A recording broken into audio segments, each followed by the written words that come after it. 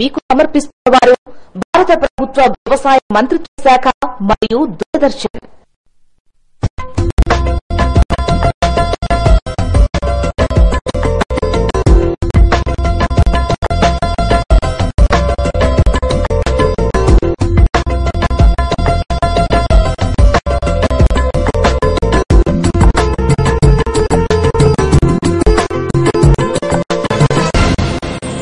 నమస్కారం.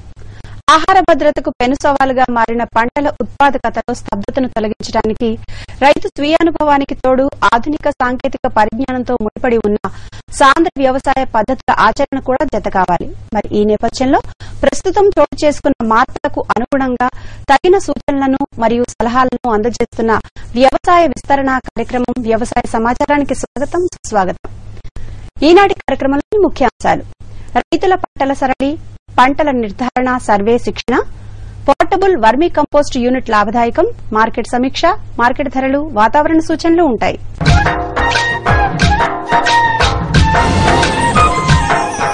రోజురోజుకు పెరుగుతున్న కాలుష్యం వల్ల పంటల్లో, నేలలో, నీటిలో కూడా కాలుష్యం అధికమవుతోంది. ప్రస్తుతం పెరుగుతున్న జనాభా అవసరాలకు అనుగుణంగా అధిక దిగుబడులు సాధించడానికి రైతులు అధిక మోతాదుల్లో రసాయన ఎరువులను ఉపయోగిస్తున్నారు. వీటి వల్ల భూమి లోపల మరియు పై పొరల్లో పర్యావరణ కాలుష్యం అవడమే కాకుండా రైతుకు కూడా పెట్టుబడి భారంగా అవుతోంది. దీనికి ప్రత్యామ్నాయంగా సేంద్రీయ ఎరువుల వాడకం ఎంతో ప్రాముఖ్యతను సంతరించుకుంది. దీనిలో భాగంగా వర్మీ కంపోస్టు తయారీ ప్రాముఖ్యత పెరుగుతోంది. ఇందులో భాగంగా మన రాష్ట ప్రభుత్వం పోర్టబుల్ వర్మీ కంపోస్ట్ యూనిట్ గురించి, దాని ప్రాముఖ్యతను గురించి ప్రచారాన్ని కల్పిస్తోంది. ఆ వివరాలు ఇప్పుడు మీకోసం. ప్రత్యేకమైన వానపాముల్ని సేంద్రియ వ్యర్థ పదార్థాల మీద ప్రయోగించడం ద్వారా తయారు చేయబడే కంపోస్ట్ ఎరువునే వర్మీ కంపోస్ట్ అంటాము. ఈ వర్మీ కంపోస్ట్ లో ఎన్నో సుగుణాలతో పాటు పోషక విలువలు ఎక్కువ. వర్మీ కంపోస్ట్ లో సూక్ష్మ పోషకాలు పశువుల ఎరువుల కన్నా దాదాపు 50% అధికంగా ఉంటాయి. దీనితో పాటు వర్మీ కంపోస్ట్ పైరు ఎదుగుదలకు దోహదపడే ఎన్నో ఇతర సేంద్రియ రసాయనాలు కలిగి ఉంటుంది. ఈ నేపథ్యంలో తెలంగాణ వ్యవసాయ శాఖ పోర్టబుల్ వర్మీ కంపోస్ట్ యూనిట్ ను ప్రజలకు సబ్సిడీ కింద అందజేస్తుంది. దీనికి మామూలు వర్మీ కంపోస్ట్ తయారీలో లాగే ఒక నిర్దిష్టమైన సమాంతర నేల తయారీ అవసరం లేదు. ఈ నేపథ్యంలో మహబూబ్ నగర్ జిల్లాకు చెందిన రైతు ప్రవీణ్ కుమార్ రెడ్డి గారి మాటల్లో ఈ పోర్టబుల్ వర్మీ కంపోస్ట్ యూనిట్ గురించి తెలుసుకుందాం. నేను ఇక్కడ చేసే సేంద్రియ వ్యవసాయంలో భాగంగా మేము వర్మీ కంపోస్ట్ యూనిట్ ఇందులో ఎస్టాబ్లిష్ చేసుకున్నామండి. ఇది portable vermi compost unit. Portable అంటే మా రైతుకు తన వరకు మాత్రం సరిపోయేంతగా ప్రొడక్షన్ చేసుకునే విధంగా మినీ యూనిట్ అనమాట ఇది. ఈ పోర్టబుల్ వర్మీ బెడ్ సహాయంతో దాదాపు మనం ఒక 4 నుంచి 5 ఎకరాలకు సరిపోయేంత వర్మీ కంపోస్ట్ మనం ఇందులో తయారు చేసుకోవచ్చు. దీనికి కావాల్సిందల్లా పేడ ప్లస్ మన చేనులో దొరికే చెత్త చెదారం దాంతో తయారు చేసుకోవచ్చు అండి. ఇక్కడ ఆవు పేడ తీసుకున్నాను. దాంట్లో మా చేనులో దొరికే వీడ్స్ ఏవైతే ఉంటాయో ఆ వీడ్స్ అంటే ఒక దగ్గర పోగు చేసుకుని వాటిని ఒక లేయర్ లాగా ఏర్పరచుకొని దానిపైన పేడ పరుస్తూ మళ్ళీ దానిపైన ఈ వీడ్స్ ఏవైతే పెడుతున్నాయో ఆ వీడ్స్ వేసుకుంటూ దాంట్లో వానపాములు వదిలిపెట్టామండి. ఒక 40 నుంచి 45 రోజుల నుంచి 50 రోజుల మధ్యలో మనకు వర్మీ కంపోస్ట్ అనేది కంపోస్టింగ్ అయిపోయి మనకు పొట్టు మాదిరిగా రంప పొట్టు ఏ విధంగా ఏర్పడుతుందో ఆ విధంగా మనకు వర్మీ కంపోస్ట్ అనేది రెడీ అవుతుందండి. దీన్ని డైరెక్ట్ తీసుకెళ్లిపోయి జల్లెడ పట్టుకొని మనము ఇచ్చుకోవచ్చు, లేదంటే డైరెక్ట్ గా సాయిల్ అప్లికేషన్ లో ఇచ్చేసుకోవచ్చు.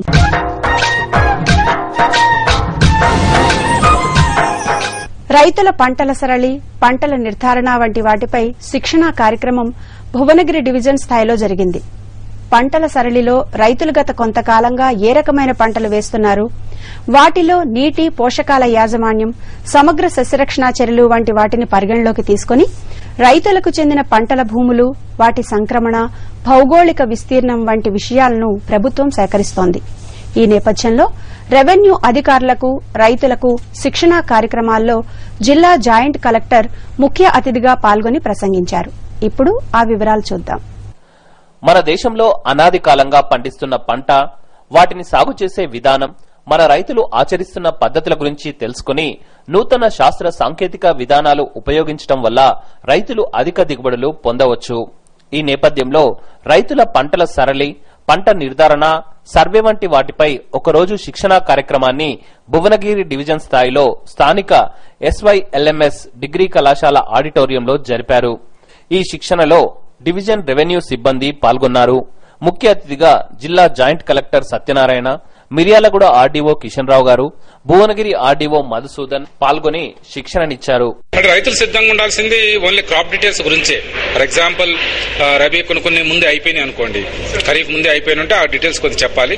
బట్ మా వాళ్ళు ఆల్రెడీ చిట్టాలు నోట్బుక్ రాసి పెట్టుకున్నారు, ఆ డీటెయిల్స్ కూడా ఉంటాయి. ఏమన్నా వాళ్ళకి డౌట్స్ ఉంటే రైతులు దయచేసి అక్కడ ఉండి ఈ 1 to 1st తారీఖు నుంచి 7th తారీఖు లోపల 7వ తారీఖు లోపల మా వాళ్ళు రావడానికి ఆస్కారం ఉంటుంది కనుక అక్కడ ఉండి ఆ డీటెయిల్స్ ఏదైతే క్రాప్స్ వేసారో అవన్నీ చెప్పాలని కోరుతున్నాం.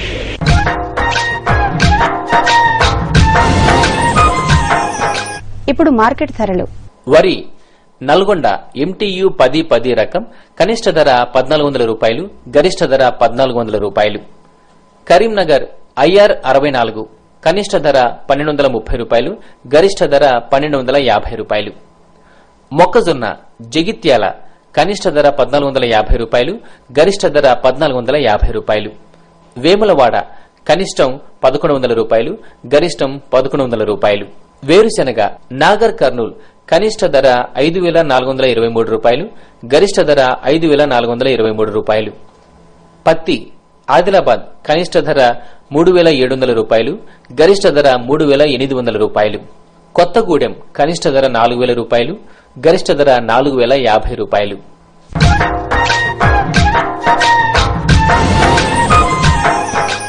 సంక్షిప్త సమాచారాన్ని వీక్షిద్దాం. రైతులకు ముఖ్య గమనిక. శాస్త్రీయ పద్దతిలో యూరియా వాడకం లాభనష్టాలు. యూరియాను అధికంగా వాడటం వలన పర్యావరణ నష్టంతో పాటు పంట దిగుబడి తగ్గుతుందని, యూరియా వృధాను అరికట్టి వ్యవసాయాన్ని మేలు చేయాలని వ్యవసాయ శాఖ పేర్కొంది. మీకు తెలుసా, మనం వాడుకునే యూరియాలో దాదాపు 2/3 వంతు ఆవిరి రూపంలో వృధా అవుతుంది. యూరియా వృధాను తగ్గించడానికి యూరియాను సరైన సమయంలో సరైన భాగంలో గుళికల రూపంలో ఉంటే వేప సంబంధిత యూరియాను వాడుకోవాలి. యూరియాను వాడటం వలన నైట్రోజన్ మాత్రమే మొక్కకు అందుతుంది. అలాగే భాస్వరం, పొటాషియం ద్వితీయ శ్రేణి కాగా సూక్ష్మ పోషకాలు, కార్బన్ మొదలైనవి లభించవు. యూరియాను ఇతర పోషకాలతో కలిపి వాడుకున్నప్పుడు మంచి ఫలితాలొస్తాయి. యూరియాను ఎక్కువ మొత్తంలో వాడటం వలన అధికంగా శాఖీయ పెరుగుదల ఉండటం వలన పంటల దిగుబడి తగ్గుతుంది. అధికంగా యూరియాను వాడటం వలన వాతావరణ కాలుష్యంతో పాటు భూమిలోని పంటలకు మేలు చేసే సూక్ష్మజీవులు కూడా మరణిస్తాయి.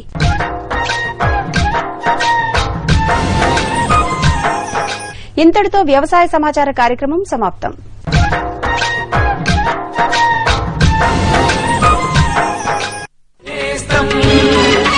రైతు నేస్తం, రైతు నేస్తం, ఈ రైతు నేస్తం, రైతు నేస్తం, రైతు నేస్తం, రైతు నేస్తం రా, ఓ రైతు నేస్తం, రైతు నేస్తం, రైతు నేస్తం రా.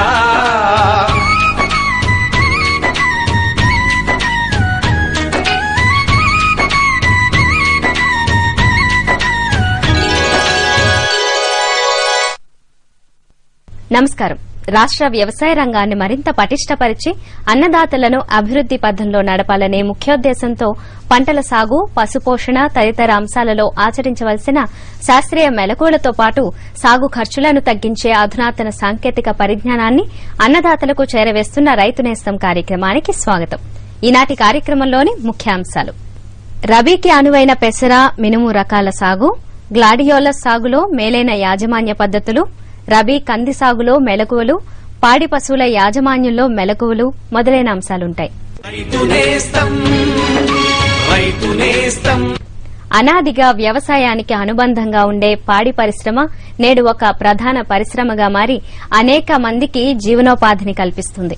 తక్కువ కాలంలో మంచి లాభాలను పొందే అవకాశాలుండటంతో అనేక మంది రైతులు పాడి పరిశ్రమ స్థాపనకు ఆసక్తి చూపిస్తున్నారు. ఈ నేపథ్యంలో పాడి పశువుల యాజమాన్యంలో చేపట్టాల్సిన మెలకువలను గురించి ఇప్పుడు మనం తెలుసుకుందాం. మన దేశం ముఖ్యంగా వ్యవసాయ ఆధారిత దేశం. మన దేశంలో ప్రజలు వ్యవసాయంతో పాటు పాడి పశువుల పోషణను ఒక వ్యాపకంగా తీసుకుంటున్నారు. దీనివల్ల ఇవి వ్యవసాయంలో తోడ్పడటమే కాకుండా వీటి ద్వారా సంవత్సరం పొడవునా స్థిరమైన ఆదాయం కూడా పొందవచ్చు. ప్రస్తుతం మన రాష్ట్రంలో నెలకొన్న వర్షాభావ పరిస్థితుల్లో పాడి పశువుల పోషణకు సరైన యాజమాన్య పద్దతులు పాటించాల్సిన అవసరం ఎంతైనా ఉంది. పశువుల పోషకపు అవసరాలు వాటి శరీర బరువు, పెరుగుదల, పాల ఉత్పత్తి, పాలలోని వెన్న శాతం ఇంకా చూడి మీద ఆధారపడి ఉంటుంది. గేదెలకు తన శరీర బరువులో 3% ఘన పదార్థం అవసరం. ఈ నేపథ్యంలో శాస్త్రవేత్తల సలహాలు, సూచనలు పాటించినట్లయితే పాడి పశువుల పోషణలో తగినన్ని మెలకువలు పాటించి రైతులు అధిక దిగుబడులు సాధించవచ్చు. పాడి పశువుల యాజమాన్యము అంటే ఒక పెంపకము రైతులకి రోజువారీ ఆదాయాన్ని ఇస్తుంది. అంటే రోజు పాలు తీసి అమ్ముకోవడం వల్ల రైతులకి మరి మంచి ఆదాయం వస్తుంది ప్రతిరోజు. అయితే ఈ పాడి పశువులను ప్రారంభించే వాళ్ళు తక్కువలో తక్కువ 5 పశువుల నుంచి మరి పెద్ద ఫారాలు అయితే 500 వరకు కానీ మరి 1000 పాడి పశువులను కూడా పెంచుకోవచ్చు. అయితే అన్ని యాజమాన్య పద్ధతులు ఒక తీరుగా ఉండవు. అయితే పాడి పరిశ్రమను ప్రారంభించాలనుకున్నప్పుడు మరి ఎలాంటి జాతులను ఎన్నుకోవాలనేది కూడా చాలా మంది రైతులకు వచ్చే ప్రధానమైన సమస్య. అంటే అయితే మనం ముఖ్యంగా మరి పాడి పశువులతో డైరీ అంటే పరిశ్రమ ప్రారంభించేప్పుడు మరి గేదెలతో ప్రారంభించాలా లేకుంటే ఆవులతో ప్రారంభించాలన్నది ఒక రైతులకు వచ్చే ఒక ప్రశ్న. అయితే ఆయా ప్రాంతాల్లో ఉన్న మార్కెట్ను బట్టి మరి గేదెలతో కానీ లేకుంటే ఆవులతో కానీ మరి పాడి పరిశ్రమను చేపట్టవచ్చు. గేదెల్లో చూసినట్లయితే ముర్రా జాతి గేదెలు, మరి జఫ్రాబాదీ గేదెలు చాలా మంచి పాలిచ్చే రకానికి చెందినవి. అవే కాకుండా ఆవుల్లో మరి విదేశీ రకాలైన సంకర జాతి రకాలైన మరి హెచ్ఎఫ్ అంటే హాల్స్టైన్ ఫ్రీజియన్ అంటాము, వీటితో కానీ లేకుంటే జెర్సీ ఆవులతో కానీ ఈ పాడి పశువుల పెంపకాన్ని ప్రారంభించుకోవచ్చు. అయితే ఏది ఆవులు కానీ మరి గేదెలు కానీ వీటితో ప్రారంభించినప్పటికీ మంచి పాడి చార ఉన్న పశువులను మాత్రమే ఎన్నుకోవాలి. మరి కొనాలనుకున్నప్పుడు ఈ రోజులో మార్కెట్లో మరి పాడి పశువుల రేట్లు చాలా ఎక్కువ ఉన్నాయి. మరి గేదె చూసినట్లయితే సుమారు 70,000 నుంచి ₹1,00,000 వరకు కూడా మరి గేదె రేటు ఉంది. కాబట్టి మరి మార్కెట్లో కొనేప్పుడు అన్ని మంచి పాలిచ్చే లక్షణాలున్న గేదెలు కానీ ఆవులు కానీ కొనుక్కోవాల్సిన అవసరం ఉంది. అయితే తక్కువ పాలిచ్చే వాటికంటే రైతులు ఎక్కువ పాలిచ్చే జాతులను కనుక తీసుకున్నట్లయితే పాడి పరిశ్రమ ఎక్కువ లాభసాటిగా ఉంటుంది. ఇదిగో ఇంకా చెప్పు. అంతే. అరే అదేమిటయ్యా ఇంత కొంచెం రసాయనిక ఎరువా? పొలం పనులు మానేసావేంటి? పొలం పనులు కాదు, అమాయకత్వాన్ని వదిలేశాను. మట్టి పరీక్షలు జరిపించాను. ఏం లేదు, ఇప్పుడెంత అవసరమో అంతే ఎరువుని పొలంలో జల్లుతాం. రైతన్నలు ఈ రోజే మీ సమీపంలోని జిల్లా భూపరీక్ష ప్రయోగశాలలో మట్టి పరీక్షలు జరిపించండి. మట్టిలోని పోషక తత్వాలు, తేమ, మొక్కల అభివృద్ధిని దృష్టిలో పెట్టుకుని కావలసిన పోషక తత్వాల్ని జల్లండి. అన్నట్టు మట్టిలోని సల్ఫర్, జింక్, బోరోన్ వంటి సూక్ష్మ పోషక తత్వాల గురించి తెలుసుకోవడం మర్చిపోకండి. ఎరువు ఇంకా జైవిక ఎరువుల్ని సరిగ్గా వాడి నేలలోని ఉత్పాదక శక్తిని పెంపొందించండి. దిగుబడిని పెంచి ఖర్చుని తగ్గించండి. అమూల్యమైన విదేశీ ద్రవ్యాన్ని పొదుపు చేయడంలో సహకరించండి. అంతేకాదు కొద్ది కొద్దిగా నత్రజనిని అందించే ఎరువులు అంటే వేపతో కూడిన యూరియాకి ప్రాధాన్యతనివ్వండి. ఆకుల మీద యూరియాని జల్లండి. అరే వా, నిజంగానే తెలివైన వాడు అయ్యావే. అధిక సమాచారానికి సంప్రదించండి జిల్లా వ్యవసాయ అధికారి లేదా కిసాన్ కాల్ సెంటర్.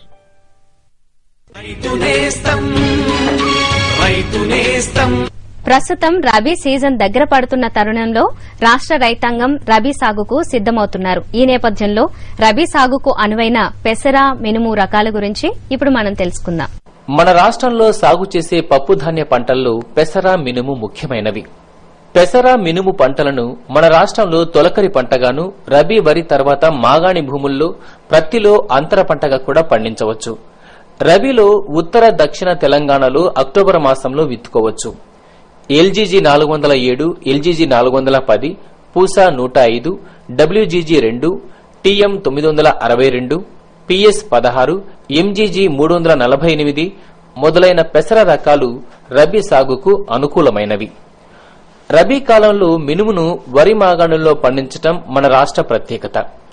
అంటే ముఖ్యంగా ఎక్కడైతే ఈ బోర్లు, బావుల కింద 3 నుంచి 4 తడులు ఇచ్చే పరిస్థితులు ఉన్న చోట మరి అపరాలు సాగు చేసుకోవడం చాలా లాభదాయకంగా అని చెప్పుకోవచ్చు. ముఖ్యంగా ఏంటంటే ప్రస్తుతం అపరాల యొక్క మార్కెట్ ధర కూడా చాలా ఆకర్షణీయంగా ఉంది కాబట్టి తొందరగా అయిపోతుంది, తక్కువ నీటి తడులతో అయిపోతుంది. దీనికి కరెంట్ సమస్య కూడా అంతగా ఇబ్బంది పెట్టే పరిస్థితి ఉండదు కాబట్టి మనం అపరాల పంటలను ఎన్నుకొని సాగు చేసుకున్నట్లయితే చాలా లాభదాయకంగా ఉండడానికి అవకాశం ఉంది. ముఖ్యంగా స్వల్పకాలిక అపరాలైనటువంటి పెసర మరియు మినుము సాగు చేసుకున్నట్లయితే కూడా ఇంకా తక్కువ నీటితో సకాలంలో మనం పంటను పండించుకోవడానికి అవకాశం ఉంటుంది. సకాలంలో విత్తుకున్నట్లయితే కూడా మంచి దిగుబడులు కూడా సాధించి ఇప్పుడున్న మార్కెట్ ధరను కూడా మనం లబ్ధి పొందడానికి చాలా అవకాశం ఉంది. కాబట్టి అయితే ఈ రబీలో మనం సాగు చేసుకోవాలంటే ముఖ్యంగా సెప్టెంబర్ 15 నుంచి అక్టోబర్ 15 వరకు ఈ యొక్క స్వల్పకాలిక పంటలైనటువంటి పెసర లేదా మినుము సాగు చేసుకోవడానికి అనుకూల సమయంగా చెప్పుకోవచ్చు. ఈ యొక్క రబీకి అనువైన రకాలు పెసరలో గనక చూసినట్లయితే పెసర పంటలో మనకు మధిర వ్యవసాయ పరిశోధన స్థానం నుంచి విడుదలైనటువంటి MGG 295 అనే రకము. ఇది సాదా గింజ కలిగి ఉంటుంది. కాయలన్నీ కూడా పైన గుత్తులు గుత్తులుగా కాస్తాయి. ఇది నల్ల ఆకుమచ్చ తెగులను తట్టుకొని సుమారు 65 రోజుల నుంచి 75 రోజులు పంట కాలం కలిగి ఉంటుంది. ఇది ఎకరానికి 5 నుంచి 6 క్వింటాల దిగుబడి ఇచ్చే సామర్థ్యం గల రకంగా చెప్పుకోవచ్చు. అలాగే MGG 348 అనే రకం, ఇది రబీకి చాలా అనువైన రకంగా చెప్పుకోవచ్చు. కొంచెం ఎత్తు తక్కువగా ఉంటుంది, గుత్తులు పైనే కాస్తూ ఉంటుంది, కొంత మేరకు బెట్టను కూడా తట్టుకుంటుంది. ఇది కూడా సుమారు 4 నుంచి 5 క్వింటాలు ప్రతి ఎకరానికి దిగుబడినిచ్చే సామర్థ్యం గల రకం. MGG 347 అనే రకం కూడా సాదా గింజ కలిగి ఉంటుంది. గుత్తులుగా పై భాగాన్ని బాగా కాస్తుంటుంది. కొంత మేరకు ఈ మొబుకుళ్ళు మరియు నల్ల ఆకుమచ్చ తెగుళ్లను కూడా తట్టుకొని రబీకి అనువైన రకంగా చెప్పుకోవచ్చు. మరి వరంగల్ నుంచి విడుదలైనటువంటి ఏకశిల అనే రకం WGG 37 అనే రకం కూడా రబీకి చాలా అనువైన రకం. ఇది మిరప గింజలు కలిగి ఉంటుంది, మంచి దిగుబడినిచ్చే రకం. ఇది సుమారు 6 క్వింటాలు ప్రతి ఎకరానికి కూడా దిగుబడినిచ్చే సామర్థ్యం గల రకం. పల్లాకు తెగులను కూడా చాలా వరకు సమర్థవంతంగా తట్టుకుంటుంది, ఒకేసారి కోతకు వస్తుంది. ఇది కూడా రబీకి అనువైన రకంగా చెప్పుకోవచ్చు. మినుము పంట కూడా ఇప్పుడు వేసుకోవడానికి అనువైన పంటగా చెప్పుకోవచ్చు. ముఖ్యంగా నల్ల భూముల్లో ఇది మంచి లాభసాటిగా సాగు చేసుకోవడానికి అనువైన పంటగా చెప్పుకోవచ్చు. అయితే ఇందులో కూడా మనకు అధిక దిగుమతి రకాలను చూసినట్లయితే ముఖ్యంగా LBG 752 రకం 52 LBG 752 అనే రకం. ఇది షైనింగ్ సీడ్ అంటే మెరుపు గింజ పాలిష్ రకంగా చెప్పుకుంటాము. మార్కెట్ లో మంచి ధర పలుకుతుంది. దీనికి పల్లాకు తెగులను కూడా తట్టుకునే రకం ఉంటుంది. దీని కాయ పైన మాదిరి నూగు కూడా ఉంటుంది. ఇది మార్కెట్ లో ప్రీమియం ప్రైజెస్ అంటాము. మంచి ఆకర్షణీయంగా గింజలు ఉండడం వల్ల మంచి ధర కూడా పలుకుతుంది. సుమారు 80 రోజుల పంట కాలాన్ని కలిగి ప్రతి ఎకరానికి కూడా 5 నుంచి 6 క్వింటాల దిగుబడి సామర్థ్యం కూడా కలిగిన రకం ఇది. ఆయా ప్రాంతాలకు అనువైన తెగుల యొక్క తీవ్రతను దృష్టిలో ఉంచుకొని ఈ అవకాశం ఉన్న అందుబాటులో ఉన్నటువంటి వాళ్ళకు అనువైన రకాన్ని ఎన్నుకొని సాగు చేసుకున్నట్లయితే మంచి దిగుబడి పొందడానికి అవకాశం ఉంటుంది.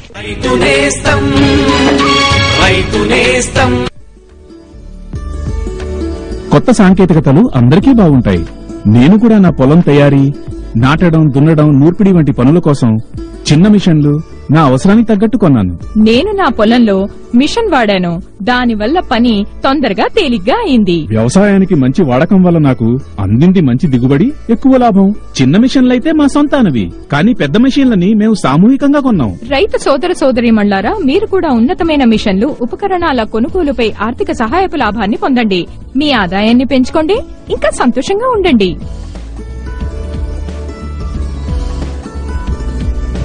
అయిపోయింది.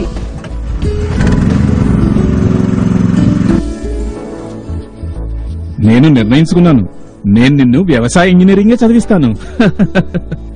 కొత్త మిషన్లు, కొత్త ఉపకరణాలు రావాలి మీ ముంగిట. పొందాలి మీరు ఎక్కువ సంతోషం, దిగుబడి.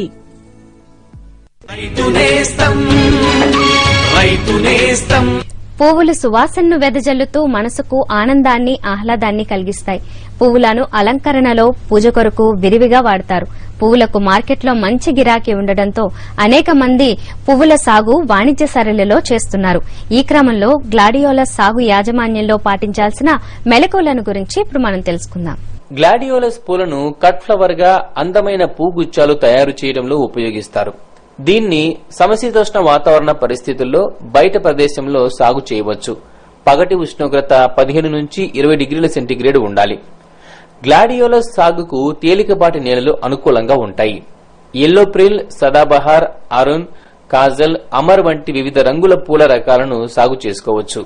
దీన్ని దుంపల ద్వారా ప్రవర్ధనం చేస్తారు. దుంపలను తవ్వి తీసిన తర్వాత 3 నెలల వరకు నిద్రావస్థ ఉంటుంది.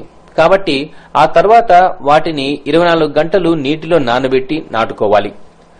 ఎరువుల యాజమాన్యంలో భాగంగా ఎకరాకు 10 టన్నుల ఎరువుతో పాటు 20 కిలోల నత్రజని, 35 కిలోల భాస్వరం, 35 కిలోల పొటాషినిచ్చే ఎరువులను వేసుకోవాలి.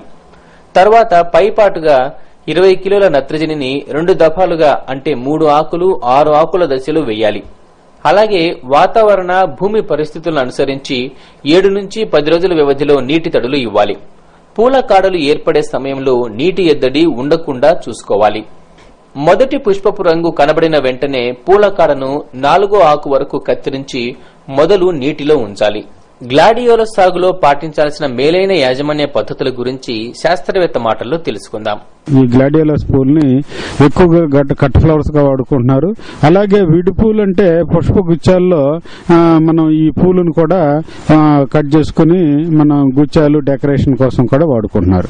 మరి ముఖ్యంగా చూసుకున్నట్టయితే మనకి ఈ రబీ కాలానికి బాగా అనుకూలమైనటువంటి పంట. మనం చూసుకున్నట్టయితే అంటే దుంపల్ని మనం జూన్ నుంచి మనం అక్టోబర్ వరకు నాటుకున్నా గానీ అంటే మనకు ఉష్ణోగ్రతలు 15 నుంచి 35 డిగ్రీల సెంటీగ్రేడ్ ఉష్ణోగ్రతలు పగల కనుక ఉంటే మనకి ఈ గ్లాడియోలస్ పూలు బాగా రావడానికి అవకాశం ఉంటుంది. తర్వాత కాడ బాగా పెరగటం, పూలు బాగా రావటం, నాణ్యత బాగా ఉండటం అనేది జరుగుతుంది. మనం చూసుకున్నట్టయితే 30 సెంటీమీటర్లు లోతుండే నేలలు గనక ఉంటే మనకి బాగా అనుకూలంగా ఉంటాయి. ఎందుకంటే ఈ వేరు వ్యవస్థ అనేది వేరు బాగా లోపలికి దిగిపోవటం, తర్వాత మంచిగా మరి నీళ్లు గ్రహించటం, మరి మొక్కల యొక్క పెరుగుదల బాగా ఉండటం అనేది జరుగుతుంది. కాబట్టి 1 అడుగు లోతుండే నేలల్లో బాగా అనుకూలంగా ఉంటాయి. మనకి ఉదజన సూచిక 5.5 నుంచి 6.5 వరకు ఉన్న నేలలు అంటే కొంచెం ఆమ్ల గుణం ఉండేటటువంటి నేలలో ఈ గ్లాడియోలస్ పంటకి బాగా అనుకూలంగా ఉంటాయి. మరి ముఖ్యంగా ఈ పూలని ఈ దుంపల ద్వారా మనం సాగు చేస్తా ఉంటాం. ఇంగ్లీష్ లో కామ్స్ అంటారు. ఈ 4 సెంటీమీటర్ల వ్యాసార్థం కలిగినటువంటి దుంపలను మనం సెలెక్ట్ చేసుకున్నట్టయితే మనకి మంచి పువ్వు సైజు యొక్క పరిమాణం పెరగటం, కాడ పరిమాణం పెరగటం అనేది బాగా ఉంటుంది. కాబట్టి 4 సెంటీమీటర్ల వ్యాసార్థం కలిగినటువంటి దుంపల్ని మనం సెలెక్ట్ చేసుకోవాలా. ఆ సెలెక్ట్ చేసుకున్న తర్వాత నాటుకునే ముందు మరి ముఖ్యంగా మనం విత్తన శుద్ధి అనేది తప్పనిసరిగా చేసుకోవాలా. ఈ ఫ్రెష్ విత్తనాలు కొంతమంది ఏం చేస్తారంటే దుంపల్ని కట్ చేయగానే అంటే ఫీల్డ్ నుంచి మనం సెలెక్ట్ చేసుకోగానే ఇమీడియట్ గా నాటుకుంటూ ఉంటారు. అది మనం చేయకూడదు. అంటే 3 నెలలు వాటిలో నిద్రావస్థ అనేది ఉంటుంది. కాబట్టి ఈ 3 నెలలు మన దుంపల్ని ఉంచి నాటుకోవాలి. అంటే నిద్రావస్థ పోతుంది 3 నెలల తర్వాత. ఆ నిద్రావస్థ పోయిన తర్వాత మనం నాటుకుంటే ఏంటంటే ఇమీడియట్ గా మొలకెత్తడానికి మనకు అవకాశం ఉంటుంది. మన రాష్ట్రంలో సాగు చేసే ముఖ్యమైన పప్పు ధాన్య పంటల్లో కంది ఒకటి. కంది పంటను రబీ పంట కాలంలో ఆరుతడి పంటగా అధిక విస్తీర్ణంలో సాగు చేస్తున్నారు. రబీ పంట కాలంలో కందిని సాగు చేయు రైతులు తమ ప్రాంతాలకు, పరిస్థితులకు అనువైన అధిక దిగుబడులనిచ్చే రకాలను ఎంపిక చేసుకుని సాగులో శాస్త్రీయ మెలకువలు పాటిస్తే ఆశించిన అధిక దిగుబడులు పొందవచ్చు. రబీ కంది సాగులో పాటించాల్సిన శాస్త్రీయ మెలకువలను గురించి ఇప్పుడు మనం తెలుసుకుందాం. మన రాష్ట్రంలో కంది దాదాపు 15 లక్షల ఎకరాల్లో సాగు చేయబడుతోంది. ప్రత్తి, మిరప, పొగాకుకు ప్రత్యామ్నాయంగా అలాగే పెసర, మినుము, వేరుశెనగ లాంటి పైర్లలో మిశ్రమ పంటగా కందిని సాగు చేసుకోవచ్చు. కందిని ఆశించి నష్టపరిచే వాటిలో ఆకు చుట్టు పురుగు, కాయతొలుచు పురుగు, ఎండు తెగులు ముఖ్యమైనవి. కంది పెరిగే దశలో ఆకు చుట్టు పురుగు ఆశిస్తుంది. ఆకులను, పూతను చుట్టగా చుట్టుకొని లోపల ఉండి గీరి తింటుంది. దీని నివారణకు 320 మిల్లీలీటర్ల మోనోక్రోటోఫాస్ 200 లీటర్ల నీటిలో కలిపి పిచికారీ చేయాలి. కందిలో కాయతొలుచు పురుగు పూత, పిందె దశలో కాయలకు రంధ్రాలు చేసి గింజలను తింటూ ఒక కాయ నుండి మరో కాయకు ఆశిస్తుంది. దీని నివారణకు పూత దశలో 500 మిల్లీలీటర్ల క్లోరిపైరిఫాస్, కాయ దశలో 300 గ్రాముల ఎసిఫేట్ 200 లీటర్ల నీటిలో కలిపి పిచికారీ చేయాలి. కందిలో ఎండు తెగులు సోకిన మొక్కలు పూర్తిగా కానీ మొక్కలో కొంత భాగం కానీ వాడి ఎండిపోతాయి. దీని నివారణకు జొన్నతో పంట మార్పిడి చేయాలి. అలాగే ఈ తెగుళ్లు తట్టుకునే ICPL 87-119, ICPL 88-63 రకాలు వేసుకోవాలి. అయితే నీరు నిల్వ ఉండే భూముల్లో కందిని సాగు చేయకూడదు. సరే, ఎవరితోనండి ఇంతగా తెగనవ్వుతూ మాట్లాడుతున్నారు? కిసాన్ కాల్ సెంటర్ విశేషజ్ఞుడితో పంట గురించి సలహా తీసుకుంటున్నాను. పొద్దున సరే, మధ్యాహ్నం కూడానా? కిసాన్ కాల్ సెంటర్ ఉదయం 6 గంటల నుండి రాత్రి 10 వరకు తెరిచే ఉంటుంది. ఆదివారం కూడానా? ఏడాదిలో 365 రోజులు తెరిచుంటుంది. వ్యవసాయ సంబంధిత సమస్యలకి మీ భాషలో వెంటనే సమాధానాన్ని పొందడానికి దేశంలోని ఏ ఫోన్ నుంచైనా జాతీయ హెల్ప్ లైన్ నంబర్ 1800 పై సంప్రదించండి. రేపటి రైతు నేస్తం కార్యక్రమ వివరాలు ఇప్పుడు చూద్దాం. ఫోన్ ఇన్ లైవ్ ప్రోగ్రాం పాడి పశువుల్లో పొదుగువాపు వ్యాధి నివారణ అనే అంశంపై doctor Padmaja, associate professor, head, రైతుల ప్రశ్నలకు నేరుగా సమాధానాలిస్తారు. రైతు నేస్తం కార్యక్రమంపై మీ అమూల్యమైన సలహాలు, సూచనలు తెలియచేయవలసిన మా చిరునామా Rythu Nestham, deputy director general programmes, Doordarshan కేంద్రం, రామంతపూర్, హైదరాబాద్ 500001.